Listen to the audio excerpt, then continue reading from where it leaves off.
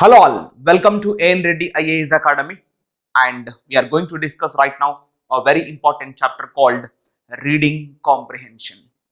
Alright, so what is this reading comprehension? How do we need to understand? It's a very important chapter. You take any exam, group 1 to group 4, alright, banking, SSC, alright, and SI constable exams, whatever the exam you take, 100% we have this question in those exams. Without this question, you don't have the question paper. So that means you need to understand the importance of this chapter. Alright, so now I will tell you how to read this chapter, how to score good marks in our upcoming exams. Alright, so exam ఏదైనా మనం మంచి మార్కులు score చేయాలంటే ఎలా చదవాలి అనే అంశం మీద ఇప్పుడు మనం ఫోకస్ చేద్దాం. ఓకేనా? సో చూడమ్మా, reading comprehension. See, what does it mean reading comprehension? That means we need to comprehend our reading. Comprehension means also we can write the word comprehend. We may write the word. What is this? Comprehend. What we need to comprehend? We need to comprehend our reading is called reading comprehension. I think you have understood. Okay, what is this understanding? First of all, అసలు అర్థం చేసుకోవడం అంటే ఏంటి కదా? So it's a very important thing. So what I mean, అర్థం చేసుకోవడం అంటే ఏంటంటే ఇచ్చినటువంటి భాష ఏదైతే ఉంటుందో మన మదర్ టంగ్లోకి కన్వర్ట్ చేసుకొని అక్కడ ఇచ్చినటువంటి అంశాన్ని తెలుసుకొని కింద ఇచ్చినటువంటి క్వశ్చన్స్కి ఆన్సర్ చేయడమే రీడింగ్ కాంప్రిహెన్షన్ అని నేను అంటా. I think you have understood what is this. So reading comprehension means we need to comprehend our reading in our mother tongue. Yes or no? Suppose the passage has been given in Telugu, 100% you can understand, and you whatever the question gives, 100% you can do the answer. But this is not Telugu language, it is our English language. So 100% there is a difficulty to comprehend each and everything, to understand each and everything. So that is why I can speak to you how to read this reading comprehension. What sort of questions come in the exams generally? Alright, so we see all those things right now. The first thing I will tell you, if you want to do these type of questions, you have to improve your reading skills first. Reading skills means it is not something else, just like reading fast. So if you want to read fast, you have to do regular practice. You have to do regular reading process. You take any English textbook or novel or script or whatever it may be, or editorials, whatever the paper is this. I suggest you the Hindu editorial you read daily, because there is no spelling mistakes or grammatical errors in the Hindu editorial. So I suggest you, advise you, the best thing is that you need to improve your reading skills by reading the Hindu editorial. So if you read daily basis, no, 100% you can improve one day that reading skills. So that is why I shall tell you, if you want to improve your reading skills, you have to read regular basis amma. ప్రతిరోజు ఒక గంట సేపు చదవండి, వీలైతే గంట సేపు, వీలు కాకపోతే ఒక హాఫ్ అన్ అవర్ చదివి, చదవడం అంటే మళ్ళీ ఇట్లా అబ్జర్వ్ చేయడం కాదు. You have to open your mouth, లౌడ్గా చదవాలి. ఒక రూమ్లో కూర్చొని చదవండి, ఒక హాల్లో కూర్చొని చదవండి, బయటికి చదవండి, no problem. First 30 days 40 days బయటికి చదవండి, నో ప్రాబ్లం. ఎందుకంటే ఇవాళ ఇచ్చేటువంటి ప్యాసేజెస్ ఏవైతే ఉన్నాయో ఇవన్నీ కూడా whatever the burning issues, whatever the current topics are there all over the world, in India or in our local, so those things are coming in our exams. Whatever the issues present, like burning issues, whatever are there, so those questions are being asked in our exams nowadays. So that is why I suggest you, if you want to do this particular reading comprehension, you have to read regular basis. Okay, possible అయితే, వీలైతే మన AN Reddy IAS academy general English మెటీరియల్లో కూడా లేటెస్ట్గా ఎగ్జామ్స్లో అడుగుతున్నటువంటి reading కాంప్రిహెన్షన్ని కూడా పొందుపరచడం జరిగింది. దాదాపుగా మీకు ప్రాక్టీస్ కొరకు అని చెప్పేసి ఒక 50 క్వశ్చన్స్ ఇవ్వడం జరిగింది లేటెస్ట్గా ప్రజెంట్ టాపిక్స్. అప్కమింగ్ ఎగ్జామ్స్లో హోప్ పాసిబిలిటీ ఉంది అన్న క్వశ్చన్స్ మన మెటీరియల్లో కూడా పొందుపరచడం జరిగింది. వీలైతే ఒకసారి మెటీరియల్ రిఫర్ చేయండి. So that's what my suggestion to you. ఓకేనా? సో ఈ విధంగా రీడింగ్ కాంప్రిహెన్షన్ ఎలా డెవలప్ చేసుకోవాలి అనే పాయింట్స్ మీకు చెప్పడం జరిగింది. The only way is to improve your reading skills with 100% accuracy. So చదవకుండా ఏదో ఎగ్జామ్స్లో వచ్చినటువంటి క్వశ్చన్స్ చేస్తా డైరెక్ట్గా ఆన్ ద స్పాట్లో ఎగ్జామ్లో కూర్చొని చదువుతానంటే మాత్రం 100% యూ కాంట్ డూ ఎనీథింగ్ అన్నట్టు. Okay, you will do but somehow, but not with accuracy 100%. So that is what my suggestion to you all the guys. ఓకేనా? టైం మించిపోలేదు. మనకున్నటువంటి 30 రోజుల సమయం ఉంది, 40 రోజుల సమయం ఉంది, 60 రోజుల సమయం ఉంది అంటే నో ప్రాబ్లం. ఇవాటి నుంచి ప్రిపరేషన్ స్టార్ట్ చేయండి. ఇవాటి నుంచి మీరు చదవడం మొదలు పెట్టండి. ద హిందూ ఎడిటోరియల్స్ చదవండి ప్రతిరోజు కూడా. అవే టాపిక్స్, అవే ఎడిటోరియల్స్ మనకు ఎగ్జామ్స్లో వస్తాయి. కొంచెం ఆల్టరేషన్, లిటిల్ బిట్ చేంజ్ చేసి ఇస్తాడు. దాదాపుగా 90% of the things are coming from that particular chapter only. So కాబట్టి నేను ఏమంటున్నానంటే, ఎవరైతే రీడింగ్ కాంప్రిహెన్షన్ ఇంప్రూవ్ చేసుకోవాలనుకుంటున్నారో 100%గా ద హిందూ ఎడిటోరియల్ చదివితేనే మీకు వచ్చేస్తుంది, లేకపోతే కొంచెం ప్రాబ్లం అయిపోద్ది. So I think you have understood what is this reading comprehension అనే విషయం మీకు అర్థమైంది అనుకుంటా. జనరల్గా రీడింగ్ కాంప్రిహెన్షన్లో క్వశ్చన్స్ ఎలా అడుగుతాడనే పాయింట్ మనం చూద్దాం. ఫస్ట్ ఆఫ్ ఆల్, మీకు రీడింగ్ కాంప్రిహెన్షన్లో క్వశ్చన్స్ ఎలా అడుగుతాడు ఆర్సీలో అంటే, మేజర్గా ఫస్ట్ థింగ్ వచ్చేసి మనకి ఇన్ఫరెన్స్ బేస్డ్ క్వశ్చన్స్ అడుగుతాడమ్మా. ఎస్పెషల్గా ఇన్ఫరెన్స్ బేస్డ్ క్వశ్చన్స్ అంటే సారాంశం ఏమిటి, ఇన్ఫరెన్స్ బేస్డ్ క్వశ్చన్స్ అంటాం. వీటినే మనము ట్రూ ఆర్ ఫాల్స్ క్వశ్చన్స్ అని కూడా అనొచ్చు. What is the true statement according to the passage, ఏమా what is the false statement according to the passage. So ఇలాంటి క్వశ్చన్స్ అడగచ్చు. వీటిని మనము ఇన్ఫరెన్స్ బేస్డ్ క్వశ్చన్స్ అని కూడా అంటాము జనరల్గా. ఓకేనా?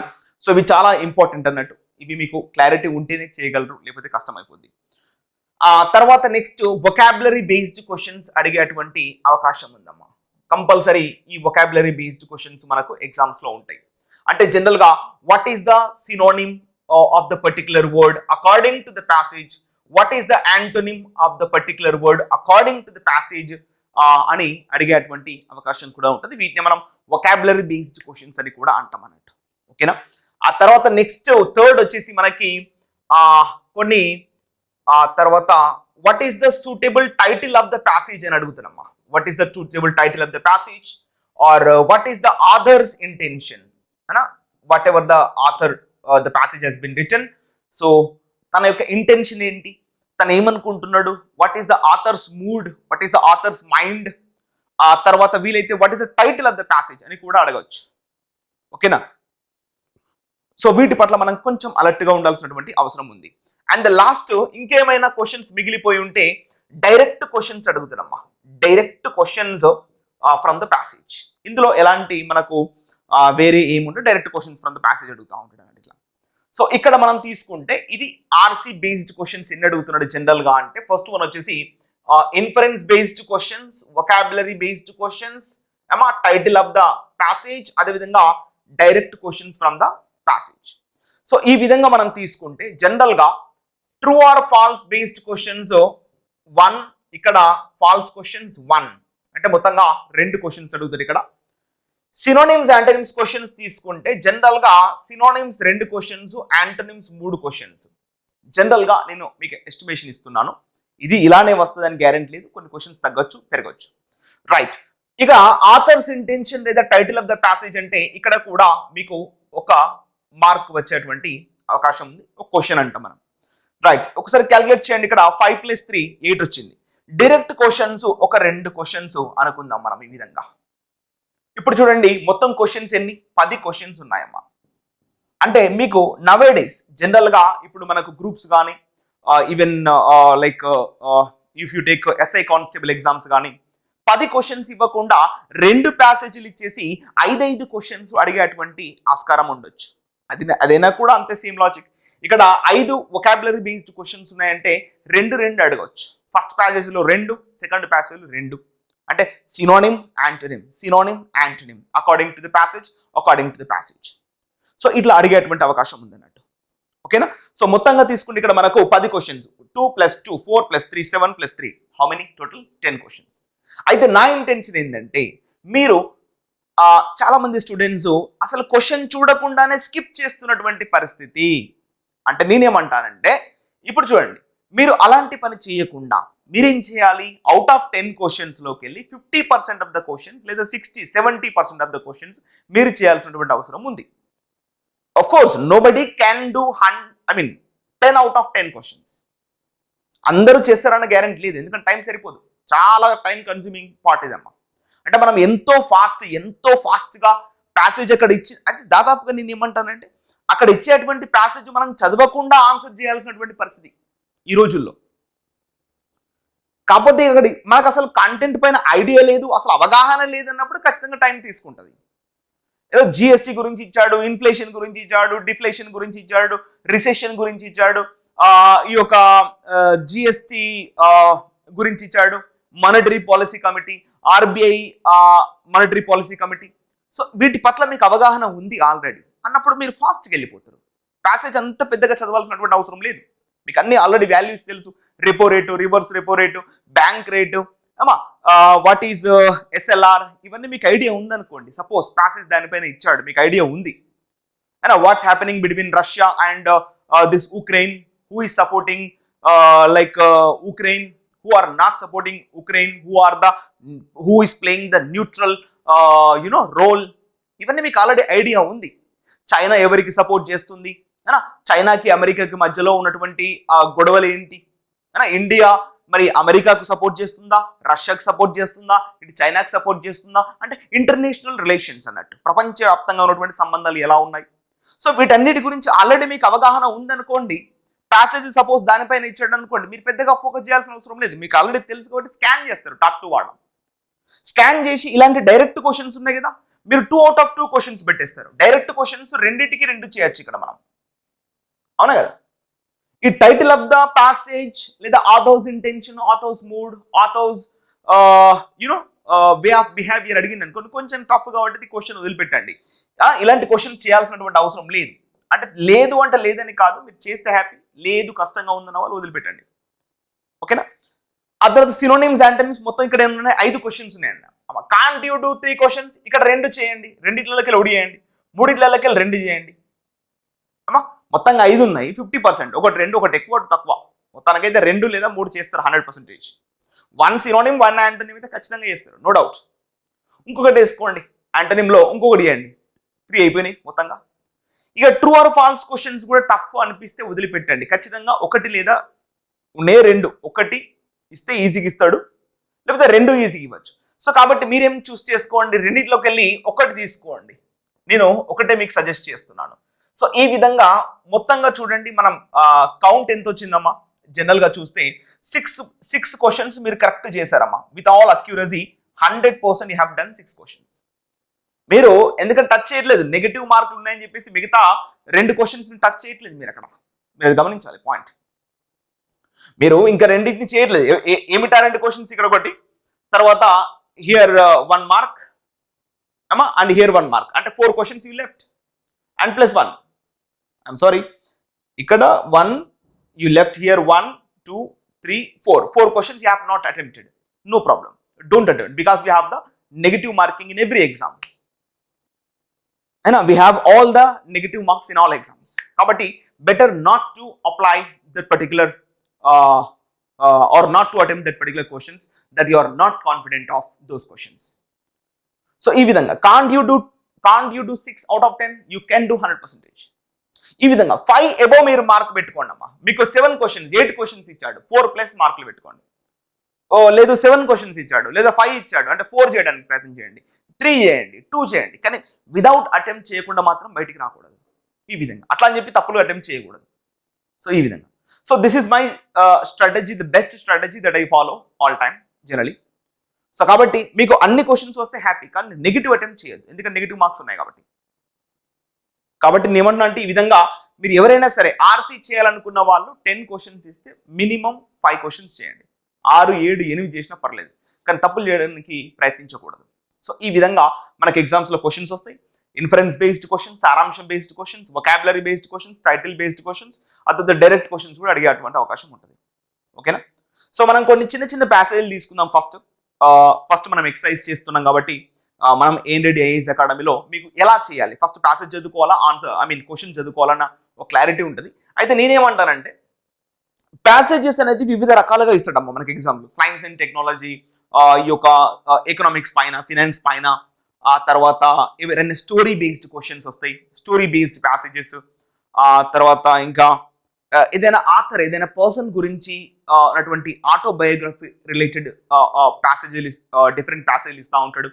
సో ఇలా ప్యాసేజ్ ఏదైనా కూడా మనం ఏం చేయాలి అంటే మనము ఫస్ట్ క్వశ్చన్ టు ప్యాసేజ్ పోవాలమ్మా. ఒకవేళ ప్యాసేజ్ చిన్నగా ఇచ్చాడు అనుకోండి, ఇప్పుడు మన రీసెంట్గా తీసుకుంటే గ్రూప్ 4 ఎగ్జామ్ జరిగింది. ఆ స్క్రీనింగ్ టెస్ట్లో చాలా చిన్న ప్యాసేజ్, వెరీ స్మాల్ ప్యాసేజ్.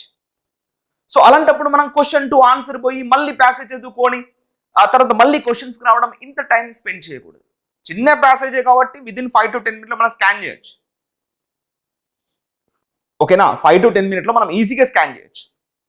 లేదు డిఫికల్ట్గా ఉంది సార్ అన్నప్పుడు క్వశ్చన్ టు ప్యాసేజ్ పోవాలి. ఎప్పుడు 2, 3, 4 ప్యాసేజీలు ఇచ్చినప్పుడు మీకు ఉండే 2 ప్యాసేజీలు అవి కూడా చాలా చిన్నగా ఉన్నాయి. ఇప్పుడు మన క్వశ్చన్ చదివి ప్యాసేజ్కి వచ్చి మళ్ళీ చూసుకొని మళ్ళీ క్వశ్చన్ పోయేంత టైం లేదు. ఫటాఫట్ 2 నిమిషాలు స్కాన్ చేసి మిగతా 3 నిమిషాలు ఆన్సర్ చేయాల్సినటువంటి పరిస్థితి. ఓకేనా. సో కాబట్టి ఇవాళ మనం ఏం చేద్దామంటే చిన్న ప్యాసేజెస్ పైన ఇవి కూడా చాలా ఎఫెక్టివ్గా, అంటే కన్ఫ్యూజ్డ్ బేస్డ్ ప్యాసేజ్ అన్నట్టు ఆ క్వశ్చన్స్ చూస్తే మీకు ఖచ్చితంగా కన్ఫ్యూజన్ వచ్చేస్తుంది. సో అలాంటి క్వశ్చన్స్ మనం ఇప్పుడు ప్రాక్టీస్ చేయబోతున్నాం. సో అందులో భాగంగా ఫస్ట్ క్వశ్చన్ తీసుకుందాము, మీకు క్లారిటీ వస్తుంది. ఈ ప్యాసేజ్ మీకు క్లియర్గా మన AN Reddy IAS academy general English మెటీరియల్లో కూడా ప్యాసేజెస్ ఉన్నాయి, ఇంతకన్నా టఫ్ క్వశ్చన్స్ ఉన్నాయి. సో మీరు ఆ క్వశ్చన్స్ ప్రిపేర్ చేయండి. అదేవిధంగా ఇక్కడ బోర్డు పైన కూడా మనం ఎలా ప్రాక్టీస్ చేయాలని కూడా మీకు చూపిస్తాను. ఇప్పుడు మీ క్వశ్చన్ ఈ విధంగా వస్తాయి directions. Passage is given with 5 questions following it. Read the passage carefully and select the best answer to each question out of the given 4 alternatives అని ఇవ్వడం జరిగింది ఇక్కడ. ఫైన్. ఇప్పుడు రీడింగ్ కాంప్రహెన్షన్ ప్యాసేజ్ 1 మనం తీసుకున్నట్లయితే ఇది ఎలా ఇచ్చాడనే పాయింట్ తీసుకుంటే మనం ఇక్కడ ఇది చిన్న ప్యాసేజ్, ఒకసారి ఫటాఫట్ చదివేసి మనం డైరెక్ట్గా క్వశ్చన్స్కి వెళ్ళిపోతాం. Right. So you see that ఇది అమెజాన్ ఫారెస్ట్, రెయిన్ ఫారెస్ట్ గురించి ఇచ్చినటువంటి ప్యాసేజ్. సో ఈ రెయిన్ ఫారెస్ట్ ప్యాసేజ్ ఏంటి సార్ అంటే, సో చాలాసార్లు మనకు న్యూస్ పేపర్లో కూడా దీని పట్ల చూస్తూ ఉంటాం, మన ఆర్టికల్స్లో, యూట్యూబ్లో ఇక్కడెక్కడ చూస్తూ ఉంటాం. సో కాబట్టి ఎక్కడైనా మీకు ఇలాంటి ఆర్టికల్స్ మీకు తగులుతున్నాయి, మీకు ఆల్రెడీ ఐడియా ఉంది అన్న వాళ్ళు ఫాస్ట్కి వెళ్ళిపోతారు. లేదు అన్న వాళ్ళు ఇప్పుడే కొత్తగా చదువుతున్నారు, 2-3 రోజుల నుంచి చదువుతున్నారు, అసలు చదవడం పట్ల అవగాహన లేదన్న వాళ్ళు ఖచ్చితంగా ప్రాబ్లం ఫేస్ చేస్తారు. సో కాబట్టి మనం ఇద్దరిని దృష్టిలో పెట్టుకొని నీట్గా స్లోగా చదువుదాం. ఎందుకంటే ఫస్ట్ 10 ప్యాసేజీలు మాత్రమే ఉన్నాయి కాబట్టి మనం స్లోగా చదివి ఆన్సర్ నీట్గా చేసుకోవడానికి ప్రయత్నం చేద్దాం. ఎందుకంటే చాలా మంది స్టూడెంట్స్ ఏం చేస్తారంటే జనరల్గా రీడింగ్ కాంప్రహెన్షన్ అనగానే, లేదా సెంటెన్స్ రీఅరేంజ్మెంట్, ఫ్రేజ్ రిప్లేస్మెంట్, వీటికి ఏం చేస్తారంటే చాలా మంది స్టూడెంట్స్ జనరల్గా లైక్ ఎట్లా అంటే ట్రిక్స్ వెతుకుతూ ఉంటారు, టిప్స్ అండ్ ట్రిక్స్ అంటూ ఉంటారు. అసలు యాక్చువల్గా అవి ఏమీ పనికిరావు. ఓపెన్గా చెప్పాలంటే టిప్స్, ట్రిక్స్ అసలు ఏమీ కూడా పనికిరావు. మీకు ప్యాసేజ్ పట్ల అవగాహన లేనప్పుడు, ఆ యొక్క కంటెంట్ పైన మీకు గ్రిప్ లేనప్పుడు ఎలాంటి టిప్స్, ట్రిక్స్ అసలు ఏమీ పనిచేయవమ్మా. ఏదో ఊరికనే అలా మిమ్మల్ని మభ్యపెట్టడానికి టిప్స్ చెప్పట్లేదు అంటారేమోనని చెప్పడమే తప్ప దీనివల్ల ఉపయోగపడేటువంటి, ఒరిగేటువంటి ప్రయోజనం ఏమీ లేదు అసలు. ఇది ఫ్రాంక్, ఇది ఓపెన్గా మాట్లాడుకోవడం. లేదు మీకు కావాలంటే టిప్స్, ట్రిక్స్ కావాలంటే మీరు ఇంకో వీడియో చూడొచ్చు, that I will suggest you, not a problem. కాకపోతే అవి ఏమీ పనికిరావు. మీరు ఫాస్ట్గా చదివి అక్కడ ఉన్నటువంటి కంటెంట్ని ఫుల్గా అర్థం చేసుకొని క్వశ్చన్స్కి వెళ్ళిపోవడమే, అంతేగాని టిప్స్, ట్రిక్స్ అసలు ఏం పనికిరావు. ఓకేనా. సో కాబట్టి మనం ఫస్ట్ ప్యాసేజ్ చదువుకుందాం. చిన్న ప్యాసేజ్ కాబట్టి ఫాస్ట్గా చదివి క్వశ్చన్స్కి వెళ్ళిపోదాం. So let me read the passage. The Amazon is the world's largest tropical rain forest. Alright, world's largest, ప్రపంచంలోకి వెళ్ళే పెద్ద అంట. It covers an area of nearly 2.8 million square miles, which is nearly the size of the continent of Australia. The Amazon rainforest gets its life from the majestic Amazon River, the world's second largest river, which runs directly through the heart of the region. The rainforest itself is simply the drainage basin for the river and its many tributaries. All right. The vast forest itself consists of 4 layers, each featuring its own ecosystems and especially adapted plants and animals.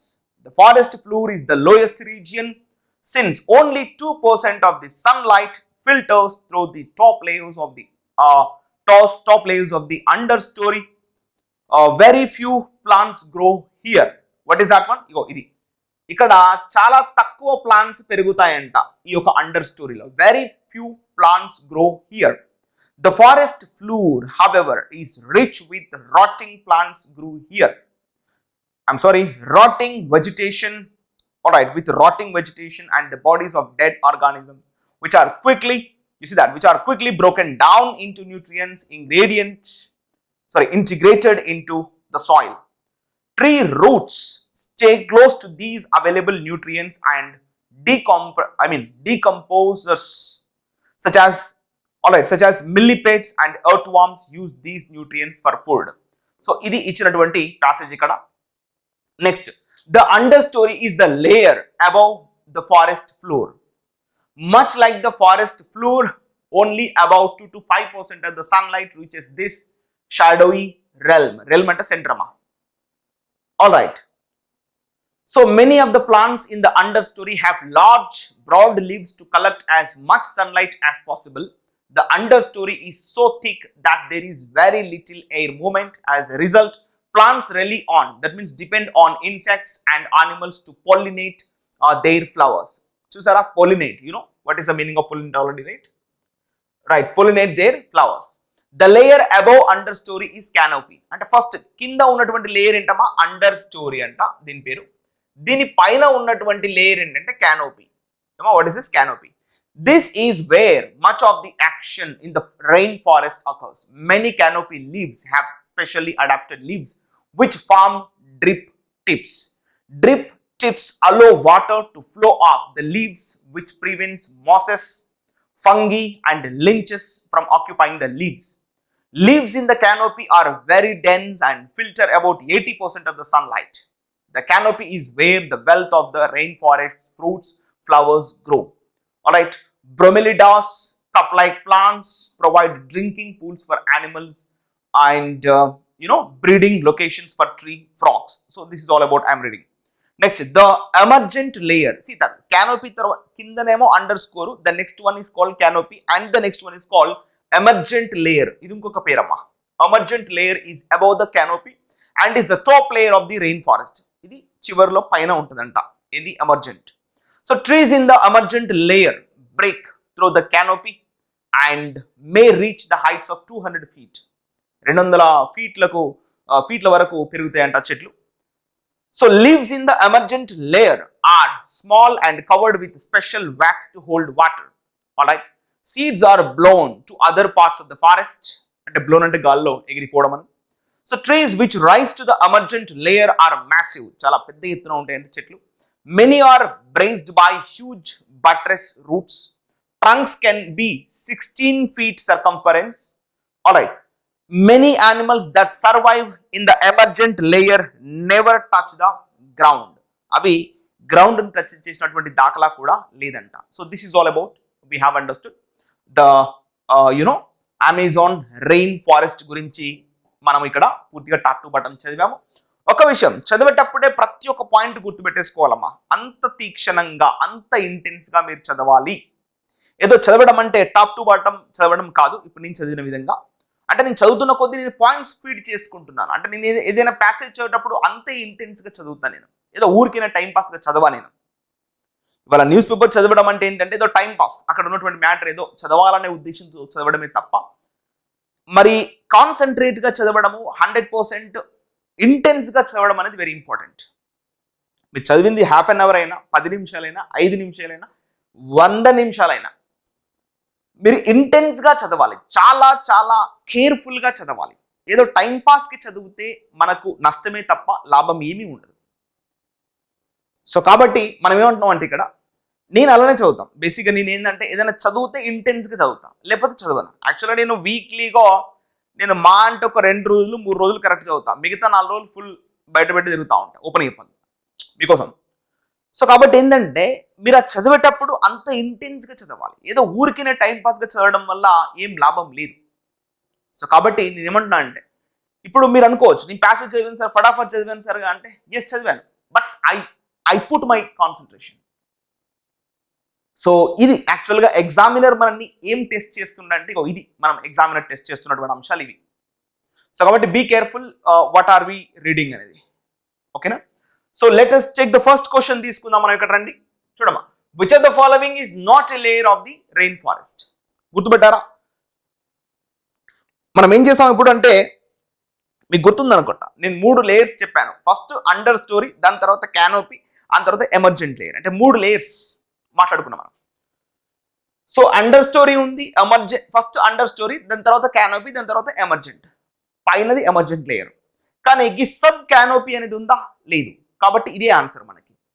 అమ్మా అడిగినటువంటి ఏంటి? Which of the following is not a layer అని అడిగాడు, layer కానిది అడిగాడు. So కాబట్టి sub canopy, అది అసలు మాట్లాడలేదు దాని గురించి. క్యానోపీ చెప్పాడు, సబ్ క్యానోపీ లేదమ్మా. So 100% we have to stick to answer is ఇవ్వచ్చు అన్నాయి ఇట్లా. ఓకేనా? ఆన్సర్ ఇస్ కన్ఫర్మేషన్ సి అమ్మా. And next question number 2. Most of the fruits and flowers of the rain forest grow in its. Fruits flowers ఏ layer లో పెరుగుతాయి అన్నాడు. చూడమ్మా, forest flower no, emergent layer no, under story no. Under story అసలు ఏమి ఉండవమ్మా ఇక్కడ, cut. Emergent layer లో ట్రీస్ చాలా ఎత్తుకు పెరుగుతాయి. ఫారెస్ట్ ఫ్లవర్ కాదు ఇదమ్మా, సారీ ఫారెస్ట్ ఫ్లవర్ కాదమ్మా. So canopy is the answer. మన ఆన్సర్ ఏం చెప్పాలి? క్యానోపీలో పెరుగుతాయని చెప్పాలి. సో కాబట్టి ఆన్సర్ అనేది సివచ్చన్నగా తీసుకోవడం జరిగింది. ఓకేనా? And next point number 2 is done. 3 చూడమ్మా. Why do few plants grow in the under story? ఎందుకు తక్కువ ప్లాంట్స్ పెరుగుతాయి అండర్ స్టోరీలో? గల కారణం ఏంటి అంటే, మనకు తెలుసు ప్లాంట్స్ పెరగాలంటే ఖచ్చితంగా సన్లైట్ అనేది mandatory. Without sunlight there is no plant growing. So 100% we want the sunlight. So అది ఎక్కడ ఉంది sunlight? There is not enough sunlight అని ఇక్కడ ఉంది. So we have to confirm the answer is A for apple గా తీసుకోవడం జరిగింది ఇట్లా. ఓకేనా? And the next point number 4. Why do plants in the under story have to rely on insects to pollinate them? అవునా కదా? ఇప్పుడు under స్టోరీలో అసలు వెలుతురు గాలి అనేది అసలు ఏమి ఉండదు అక్కడ. మరి ఐ మీన్ పొలినేట్ జరగాలంటే ఖచ్చితంగా గాలి కావాలి. గాలిలోనే ఈ రేణువులు ప్రవహించి ఇంకో దానిపైన పడి అక్కడ ప్రొడక్షన్ సిస్టమ్ అనేది జరుగుద్ది. కానీ గాలే లేనప్పుడు ఇక తప్పదు, ఇన్సెక్ట్స్ తీసుకెళ్ళాలి, అక్కడ ఉన్నటువంటి క్రిమి కీటకాలు తీసుకెళ్ళాలి. సో అది అడుగుతున్నాడమ్మా. There is very little wind in the under story. అసలు గాలే ఉండదు అక్కడ అనే విషయం రావాలి. పొలినేషన్ జరగాలంటే కంపల్సరీ విండ్ అనేది కావాలి. విండే లేదు. సో ఎట్లా జరుగుద్ది? పొలినేషన్ జరగదు. సో కాబట్టి ఆన్సర్ ఏం చెప్పాలి? There is very little wind in the under story. అసలు గాలే ఉండదు అక్కడ. కాబట్టి we have to confirm answer is A for apple గా తీసుకున్నాం. ఓకేనా? చూడండి ఎంత సింపుల్. సో ఈ విధంగా మనం ఆన్సర్ చేయడం జరిగింది. Question number 5. Which of the following is not true? కింద ఇచ్చినటువంటి దాంట్లో నాట్ ట్రూ అంటే ఏంటమ్మా? ఫాల్సే కదా. ఫాల్స్ ఏంటి అంటున్నాడు. చూడమ్మా. The Amazon rain forest is located in the South America. Yes correct. The canopy is higher than the emergent layer. చూసారా, ఇది కొంచెం తప్పు అనిపిస్తుంది. ఫస్ట్ అండర్ స్టోరీ, తర్వాత క్యానోపీ, ఆ తర్వాత ఎమర్జెంట్ లేయర్. ఇది కదా సీక్వెన్స్. మరి ఇది ఏంది ఇట్లా ఉంది? So hold on. See, the understory is below the canopy. Yes, it is perfect. Canopy, understory. Fine. So, leaves in the canopy are very dense and filter a high percentage of sunlight. You see that? There is a possibility. Avuna? And understory ki asalu sunlight bodu. Ikkada koncham canopy lo filter avutadi sunlight. So, kabatti idi correct. So, final ga the canopy is higher than the emergent layer annadu. Idi tappu. Idi false. So, kabatti answer kuda manaku kavalsindi B for Bangalore gaane answer anedi teesukodam jarigindi itla. So ఈ విధంగా మనం work out చేయాల్సినటువంటి అవసరం ఉంది. ఓకేనా? And next point numbers is done అమ్మా. So ఈ విధంగా ఎన్ని క్వశ్చన్స్ చేస్తాం ఇక్కడ? అమెజాన్ రెయిన్ ఫారెస్ట్ మీద ప్యాసేజ్ ఇవ్వడం జరిగింది. దానిపైన 5 క్వశ్చన్స్ కూడా మనం అటెంప్ట్ చేయడం జరిగింది. ఓకేనా? ఇట్లా చేసుకోవాలి. ఓకేనా? నెక్స్ట్ ప్యాసేజ్ తీసుకుందాం. ఇలా చిన్న చిన్న ప్యాసేజీలు, బట్ వెరీ చూస్తారా డీప్ వే ఆఫ్ థింకింగ్ అనేది అవసరం ఇక్కడ. ఓకే, ఇంకో ప్యాసేజ్ చదువుదాం. ఇందులో కూడా మన కంటెంట్ ఉంటుంది. Right, passage number 2. చూడండి, ఇది ఒక సైంటిస్ట్ పైన ఈ ప్యాసేజ్ ఇవ్వడం జరిగింది. ఇలా కూడా మీకు ఇవ్వచ్చు. ఇంతకుముందుదేమో జనరల్గా what we can say that ఒక weather condition Amazon rain forest పైన ఇవ్వడం జరిగింది. కొంచెం బయోస్పియర్ పైన, భూమి పైన ఉన్నటువంటి రివర్ సిస్టమ్ పైన అది ఇవ్వడం జరిగింది. ఇక్కడ ఏంటి అంటే ఒక వ్యక్తి గురించి, ఆర్కిమిడీస్ అనే ఒక శాస్త్రవేత్త, మనకు తెలుసు, గ్రీక్ సైంటిస్ట్, అతని గురించి ఇస్తున్నాడు. So Archimedes was a Greek mathematician and inventor. ఎవరతను? మ్యాథమెటిషియన్ మరియు inventor who was born in 287 BC in Syracuse, a Greek city-state in Italy. Fine. He spent most of his life in Syracuse and collaborated with multiple fellow mathematicians, including Conon of Samos and Eratosthenes. What is that? Eratosthenes of Cyrene to make new discoveries. అంటే వీళ్ళతో collaborate అయ్యేవాడంట.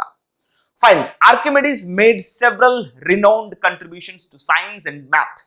Science ki అటు math ki చాలా famous renowned contribution చేశాడు అంటున్నాడు.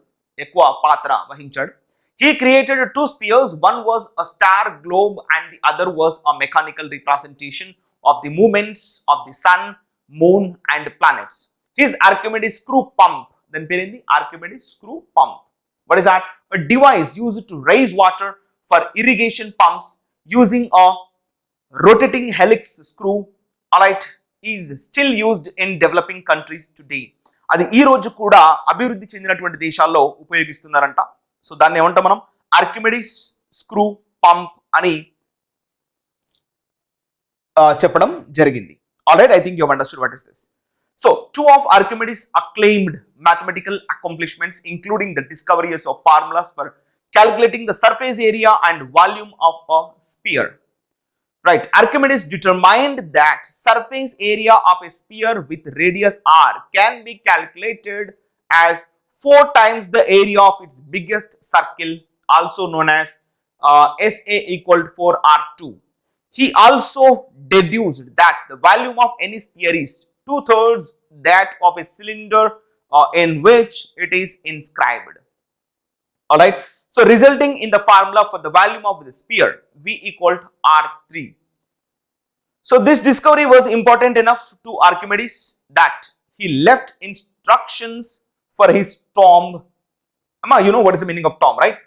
He left instructions for his tomb to show a drawing of a sphere inscribed in a cylinder upon his death. So ఆ విధంగా అతను చెప్పాడంట ముందే. Next, one famous story about Archimedes involves his quest to calculate the proportion of gold and silver contained in an ornate vat,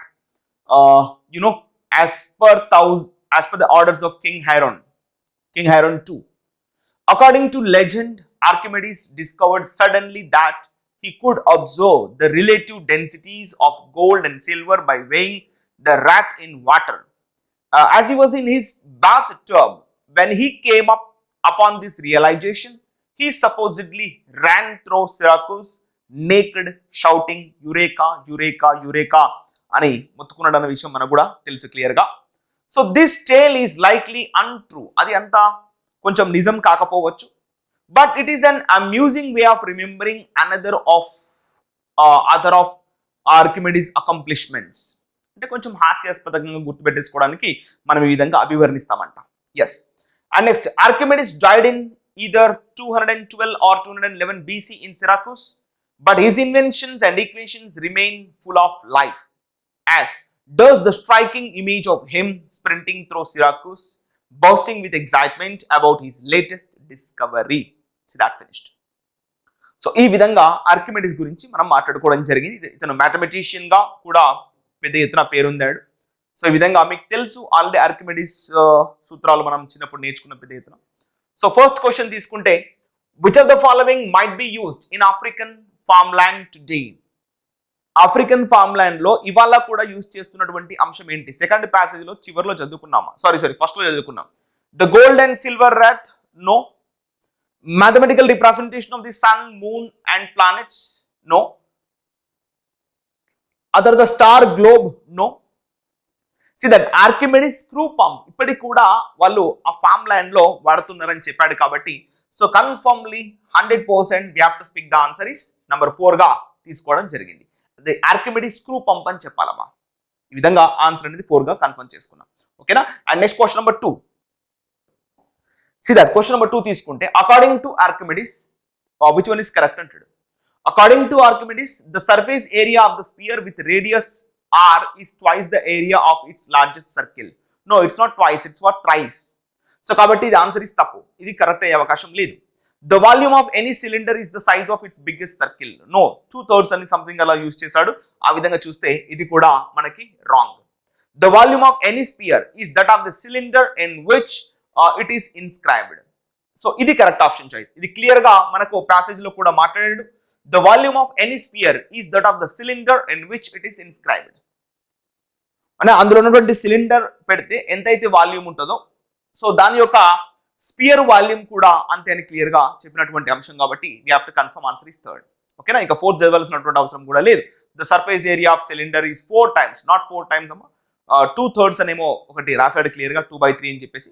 so we have to confirm answer is third గా తీసుకోవడం జరిగింది. ఓకేనా. And next question number 3 చూడమ్మా. What question is not answered in the passage?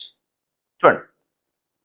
Wear did Archimedes spend most of his life? మనం already మాట్లాడుకున్నాము, తన బాల్యం అంతా కూడా ఆ యొక్క సిరాకుస్ అనే ప్రాంతంలో గడిపాడని చెప్పేసి. Yes, we have the answer. So it is not one, just cut.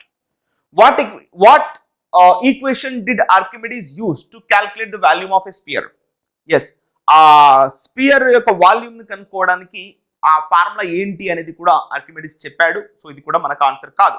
మనకు ఆన్సర్ అడిగింది ఏంటి? నాట్ ఆన్సర్డ్ అన్నాడు. ఇవి రెండు కూడా ఆన్సర్డ్, అందుకే cut. What other mathematicians did Archimedes work with him? So other mathematicians గురించి చెప్పలేదు, ఒక్క ఆర్కిమిడీస్ గురించి మాత్రమే చెప్పాడు. సో అదేవిధంగా what places other than Syracuse did Archimedes live in? Okay, so ఈ విధంగా మనం కన్ఫర్మ్ చేసుకుంటే what other mathematicians did Archimedes work with? So what other places than Syracuse did Archimedes live in?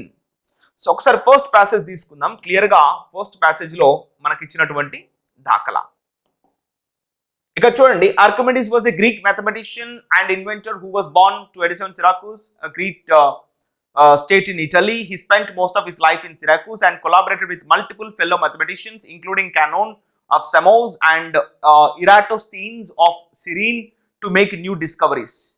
Archimedes made several renowned contributions to science and math. He created 2 spheres. One was so and so. So ఆ విధంగా చూసుకుంటే yes, అతనితోని సామోస్ and ఇరాటోస్థీన్స్ అనే ఇద్దరు సైంటిస్టులు కూడా ఉన్నారు అని చెబుతున్నటువంటి సందర్భం కాబట్టి సో కంపల్సరీ ఇక్కడ దీనికి ఆన్సర్ ఉంది.